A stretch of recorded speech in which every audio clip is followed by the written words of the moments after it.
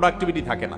দেখুন, পৃথিবীতে যে সমস্ত দেশগুলো উন্নত হয়েছে, আপনি আমেরিকা বলেন, জাপান বলেন, কোরিয়া বলেন, আপনি ইউরোপ বলেন, পৃথিবীর যে সমস্ত অঞ্চলের যে সমস্ত দেশগুলো উন্নত হয়েছে, তাদের দেখবেন সবার একটা কমন লাইফস্টাইল হলো তারা রাতে তাড়াতাড়ি ঘুমায় পড়ে।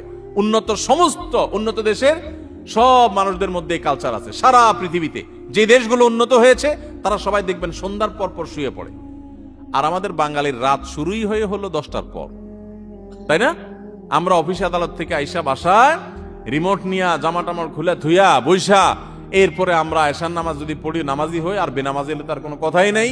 আইসা আমরা সোফা বসে এবার আমরা রিমোট দিয়া একটা পর একটা চ্যানেল পাল্টাতে থাকি, এরপরে মোবাইলে ফেসবুকে আতাইতে থাকি, খাওয়া দাওয়া করে শুধু আমাদের 12টা, 12:30, 1টা।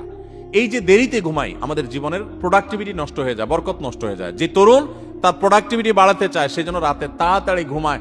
রাতে তাড়াতাড়ি ঘুমায়, যেগুলো রাতে করবেন ওইগুলো সকালে করবেন।